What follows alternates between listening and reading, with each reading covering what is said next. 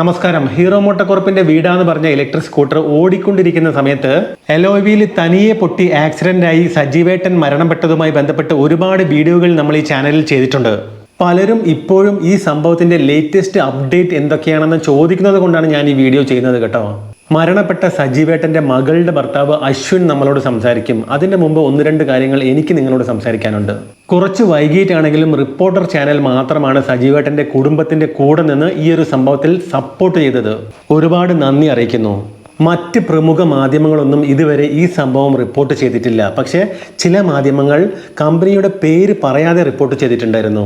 പക്ഷേ സത്യം പറയുകയാണെങ്കിൽ എന്നെ ഏറ്റവും കൂടുതൽ വിഷമിപ്പിച്ചത് വാഹനങ്ങളുമായി ബന്ധപ്പെട്ട ഒരൊറ്റ യൂട്യൂബർ പോലും സജീവേട്ടൻ്റെ കുടുംബത്തിന് വേണ്ടി ഒരു വീഡിയോ പോലും ചെയ്ത് സപ്പോർട്ട് ചെയ്തില്ല എന്നതാണ്. പകരം അവരൊക്കെ ഇപ്പം ഹീറോ മോട്ടോകോർപ്പിൻ്റെ വീടയുടെ പുതിയ ഇലക്ട്രിക് സ്കൂട്ടറിന് വേണ്ടിയിട്ട് പെയ്ഡ് പ്രൊമോഷനാണ് ചെയ്യുന്നത്. അതേപോലെ തന്നെ ചില ഫേസ്ബുക്ക് കൂട്ടായ്മകൾ ഈ സംഭവം വളച്ചൊടിച്ച് കഥകളുണ്ടാക്കി അവരുടെ ഗ്രൂപ്പിൽ പോസ്റ്റ് ചെയ്ത് വിടയെ രക്ഷിക്കാനും ശ്രമിക്കുന്നുണ്ട്. സ്വന്തം അനുഭവത്തിൽ വരുമ്പം മാത്രമേ ഇവർക്കൊക്കെ ഇതിൻ്റെ വിഷമം മനസ്സിലാവുള്ളൂ. പക്ഷെ അങ്ങനെയൊന്നും ആർക്കും സംഭവിക്കാതിരിക്കട്ടെ. എന്തായാലും അശ്വിന് പറയാനുള്ളത് നമുക്ക് കേൾക്കാം. 2024 ജനുവരി മാസം ഉണ്ടായ ഒരു അപകടം, ഹീറോ വിഡ എന്ന ഇലക്ട്രിക് സ്കൂട്ടറിന് വീല് ഊരി തെറിച്ചുണ്ടായ അപകടത്തെ തുടർന്നാണ് ഭാര്യയുടെ അച്ഛനും അമ്മയും അപകടത്തിൽപ്പെട്ടത്. തുടർന്ന് മിംസ് ഹോസ്പിറ്റലിൽ 39 ദിവസം വെന്റിലേറ്ററിലായിരുന്നു അച്ഛൻ. അമ്മയും അതുപോലെ തന്നെ സമാന്തരമായിട്ട് ഹെഡ് ഇഞ്ചുറി ആയിട്ട് ഇപ്പോഴും ട്രീറ്റ്മെൻ്റ് ആണ്. അതിൻ്റെ ബാലൻസും കാര്യങ്ങളും റെഡി ആയില്ല, എപ്പോഴും ട്രീറ്റ്മെൻറ്റ് എടുത്തുകൊണ്ടിരിക്കുകയാണ്. അപ്പോൾ നമ്മളെന്താ വെച്ചാൽ ഹോസ്പിറ്റലിൽ കിടന്ന സമയത്ത് ഒരു 2 days കൊണ്ട് ഹീറോ ഏസ് മോട്ടോഴ്സിൻ്റെ അവർ വന്നിട്ടുണ്ടായിരുന്നു ഹോസ്പിറ്റലിൽ. അപ്പോൾ ഒന്ന് ബന്ധുക്കളായിട്ട് സംസാരിച്ച് അവർ വേണ്ട കാര്യങ്ങളെല്ലാം ചെയ്യാന്ന് പറഞ്ഞ് പോയതാണ്. അതിനുശേഷം അച്ഛൻ മരണപ്പെട്ടു. 39 ദിവസം വെന്റിലേറ്റർ കടന്ന് മാർച്ച് മാസം മരണപ്പെട്ടു.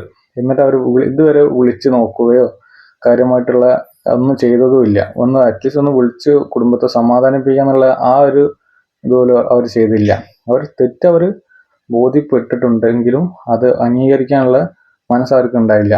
ഇതേപോലെ രണ്ടാമത്തെ കേസ് നടക്കാവ് പരിധിയിൽ നടന്നു.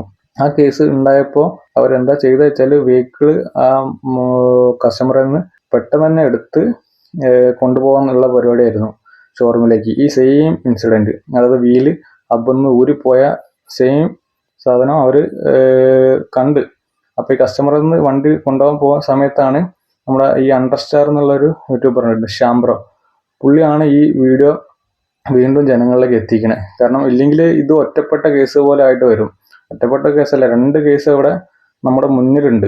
എന്നിട്ട് അവരെ വെഹിക്കിള് കൊണ്ടുപോയിട്ട് അവരെന്നെ വീല് മാറ്റി, ഈ കസ്റ്റമറോട് ചോദിക്കാതെ വീല് മാറ്റി കൊടുക്കുകയും ചെയ്തു. അതുപോലെ തന്നെ അഭിനന്ദ് എന്ന് പറഞ്ഞ ഒരു കസ്റ്റമറെ വീലും ഇതിന് മുന്നേ ഇതിൻ്റെ ഇടയിൽ ഒരു വീലും കൂടി മാറ്റി കൊടുത്തിട്ടുണ്ട്. അത് സെയിം ക്രാക്ക് വന്നിട്ട്. അപ്പോൾ ഇത്രയും അപകടകരമായ വണ്ടി ഇപ്പോഴും അവർ സെയിൽ ചെയ്യാണ്. ഇപ്പോൾ ഈ ഓണൊക്കെ ഇതാക്കിയിട്ട് ഇപ്പോൾ ഞാൻ നോക്കുമ്പോൾ നല്ല പല യൂട്യൂബർ പെയ്ഡ് പ്രൊമോഷൻ ചെയ്യുന്നത് കൊണ്ട് വണ്ടി നല്ല രീതിയിൽ സെയിൽ ചെയ്യാനുള്ള പരിപാടി ഉണ്ട്. അപ്പോൾ ഈ വണ്ടി ഇപ്പോഴും ഇത് മാറ്റാനോ ഈ ഒരു വിഷയം റെക്ടിഫൈ ചെയ്യാനോ സാധിച്ചില്ല. കാരണം പല കസ്റ്റമേഴ്സിനും പല ബുദ്ധിമുട്ടും ഈ വണ്ടി മൂലം ഉണ്ടായിട്ടുണ്ട്. പലരും ഷോറൂമിലായിട്ട് ബന്ധപ്പെട്ടപ്പോൾ അവർ പരിഹരിക്കാമെന്ന് പറഞ്ഞിട്ട് വാക്ക് കൊടുത്ത് ഇന്ന് വരെ അതിനുള്ള മറുപടി ആ ഷോറൂമാരും കമ്പനിയും കൊടുത്തിട്ടില്ല. ഇതിൻ്റെ പിന്നിലെല്ലാം എന്തോ ഒരു ലക്ഷ്യങ്ങളുണ്ട്. കാരണം ഇതിപ്പോൾ അന്ന് ഒരു വിഷയമായിട്ട് ഉണ്ടാകും. അന്ന് ഹോസ്പിറ്റൽ സമയത്ത് നമുക്ക് വേണ്ട രീതിയിൽ ഇടപെടാൻ സാധിച്ചില്ല. കാരണം അത്ര ദിവസം ഹോസ്പിറ്റലാണ്, നമുക്കറിയാലോ അതിൻ്റെ മാനസികാവസ്ഥ. ഇപ്പോഴും ആ ഒരു നമ്മളെ ഫാമിലി എന്ന് പറഞ്ഞാൽ ഇതൊന്നും റിക്കവർ ആയിട്ടില്ല. അതായത് നമ്മളെ ഒരു മനുഷ്യജീവന ഒരു വില കൽപ്പിക്കാത്ത ഒരു കമ്പനിയാണ് ഹീറോ. പറയാതിരിക്കാൻ പറ്റില്ല. പ്രത്യേകിച്ച് ഡീലറിൻ്റെ സപ്പോർട്ടും കൂടി. ഡീലറിൻ്റെ സപ്പോർട്ട് പോലും നമുക്കില്ല. അവർക്ക് ബിസിനസ്സാണ്. ബിസിനസ് വെച്ചാൽ വണ്ടി വിറ്റ് അവർക്ക് വരുമാനം ഉണ്ടാക്കുക. ജനങ്ങളുടെ ജീവനും മറ്റിനൊന്നും ഒരു പ്രാധാന്യം കൽപ്പിക്കാത്ത രീതിയിലാണ് അവർ മുന്നോട്ട് പോകുന്നത്. ഏകദേശം 1 വർഷവും 5 മാസമായി. ഇപ്പോഴും നമ്മൾ ഇതിനു വേണ്ടിയിട്ട് ഫൈറ്റ് ചെയ്തുകൊണ്ടിരിക്കുകയാണ്. പലർക്കും ഇതിൻ്റെ സത്യാവസ്ഥ മനസ്സിലാവുന്നില്ല. പല ഡീലർമാരും ഈ കേരളത്തിലാണ് പിന്നെങ്കിലും ഇത് ജനങ്ങൾ അറിയുന്നത്. നോർത്ത് ഇന്ത്യയിലൊക്കെ ഈ സംഭവം നടക്കണമെന്നുണ്ടെങ്കിലും പുറത്തേക്ക് അറിയുന്നില്ല. ഓൾറെഡി പരാതി കൊടുത്തതാണ്, മുഖ്യമന്ത്രിക്ക് പരാതി കൊടുത്തിട്ടുണ്ട്. പിന്നെ അതിലൊക്കെ ഇപ്പം അന്വേഷണം നടക്കുന്നുണ്ട്. ചില മാധ്യമങ്ങളൊന്നും ഇത് ആ സമയത്ത് റിപ്പോർട്ട് ചെയ്യാൻ അവർക്ക് പറ്റിയില്ല. കാരണം ഇലക്ട്രിക് സ്കൂട്ടർ എന്ന് മാത്രമേ അവർ പറഞ്ഞിട്ടുള്ളൂ. ഹീറോ വിടാന്നുള്ള മാധ്യമങ്ങൾക്കൊന്നും പറയില്ല. ഇപ്പം ഈ അടുത്ത് നമ്മളെ റിപ്പോർട്ടർ ചാനലിൽ അവരാണ് വീണ്ടും ഇതൊരു ജനങ്ങളിലേക്ക് എത്തിച്ചു തന്നത്. അപ്പോൾ അവരോടും ഈ ഒരു അവസരത്തിലൊരു കടപ്പെട്ടിരിക്കുന്നു നമ്മുടെ കുടുംബം. അവരെല്ലാം എന്താ വെച്ചാൽ, നമുക്ക് മാധ്യമധർമ്മം എന്നുള്ളൊരു ധർമ്മം ഉണ്ടല്ലോ, അതിൽ അവർക്ക് ബിസിനസ്സാണ്, പരസ്യം. ഇപ്പോൾ ഓണൊക്കെ ആയിട്ട് നല്ല രീതിയിൽ പുതിയ വണ്ടി ഇറക്കിയെന്ന് അവർ പറയുന്നുണ്ട്. അപ്പം അതിൻ്റെ പ്രൊമോഷനും കാര്യങ്ങളായിട്ട് നല്ല രീതിയിൽ പരസ്യം കൊടുക്കുന്നുണ്ട്. അതും ഇപ്പോഴും പരിഹരിച്ചില്ല, ഈ ഒരു പ്രോബ്ലം ആരും പരിഹരിച്ചില്ല. ഇപ്പോൾ വണ്ടി ഉപയോഗിക്കുന്ന പലർക്കും അറിയാം എങ്ങനെയാണെന്നുള്ളൊരു മുന്നോട്ട് പേടിച്ചുകൊണ്ട് എന്നെ പല കസ്റ്റമേഴ്സും വിളിച്ചിട്ടുണ്ട്. അവരും പേടി കൊണ്ടാണ് ഇപ്പോഴും വണ്ടി കൊണ്ടുപോകുന്നത്. ഇപ്പോൾ ഒന്നുമില്ല, നിങ്ങൾ വണ്ടി എടുത്തവരൊക്കെ ഒന്ന് അന്വേഷിക്കുക. ഈ വണ്ടിയുടെ പ്രശ്നം പരിഹരിച്ചോ, ആർക്കും ഒരു അഷ്വറൻസ് അവരുടെ ഭാഗത്തു നിന്ന് തരാൻ പറ്റുമെന്ന് നിങ്ങളൊന്ന് അന്വേഷിച്ചാൽ അറിയാൻ പറ്റും. അവർക്ക് തരാൻ പറ്റില്ല, ഇന്ന് വരെ മറുപടി കൊടുത്തില്ല. അത് ടെസ്റ്റിന് അയക്കാം. മുന്നേ രണ്ടാമത്തെ കേസ് വീല് അവർ മാറ്റി കൊടുത്തു പറഞ്ഞല്ലോ, ആ വീല് ടെസ്റ്റിന് അയക്കാന്ന് പറഞ്ഞിട്ട് ഇന്നേ വരെ അതിൻ്റെ റിപ്പോർട്ട് അവർ കൊടുത്തില്ല. കാരണം അതിൻ്റെ വ്യക്തമായ കാരണം അവർക്ക് അറിയാം. അങ്ങനെ അവർ സമ്മതിച്ച് കഴിഞ്ഞിരിക്കുകയാണെങ്കിൽ ഓരോ മാർക്കറ്റിങ്ങിനെ ബാധിക്കുന്ന കേസും കാര്യങ്ങളാവും. അതുകൊണ്ട് മാത്രമാണ് അവർ അതിപ്പോഴും പുറത്തു വിടാത്തത്. ഇതിപ്പോൾ നമ്മുടെ ഇവിടെ നടക്കണോണ്ടാണ്. ഇത് മറ്റു വേറെ എവിടെയെങ്കിലും ആണെങ്കിൽ ആ കമ്പനീൻ്റെ ഒന്നും ഉണ്ടാവില്ല. നമുക്ക് ആ രീതിയിൽ മുന്നോട്ട് പോകാറ്. എന്തായാലും നിയമപരമായിട്ടും എങ്ങനെയായാലും ഇതിന് മുന്നോട്ട് പോകാൻ തന്നെയാണ് നമ്മൾ തീരുമാനിക്കുന്നത്.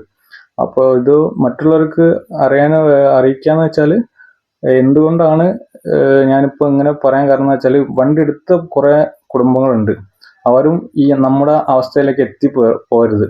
അപ്പോൾ അതിനു വേണ്ടിയുള്ള നടപടികൾ എല്ലാവരും, അതായത് ഗവൺമെൻറ്റിൻ്റെ സൈഡിൽ നിന്ന് ഞങ്ങൾ പരാതി കൊടുത്തിട്ട് അത് നോക്കുന്നുണ്ട്.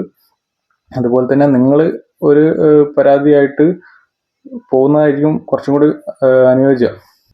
ഇനിയിപ്പോൾ ഇതിൽ ആർക്കെങ്കിലും സംശയം കാര്യങ്ങളുണ്ടെങ്കിൽ എല്ലാ ഡീറ്റെയിലും രേഖാമൂലം പൊതുസമൂഹത്തിന് കൊടുക്കാനും നമ്മൾ തയ്യാറാണ്. അത് പകൽ പോലെ വെളിച്ചത്തിലുള്ള സത്യമാണ്.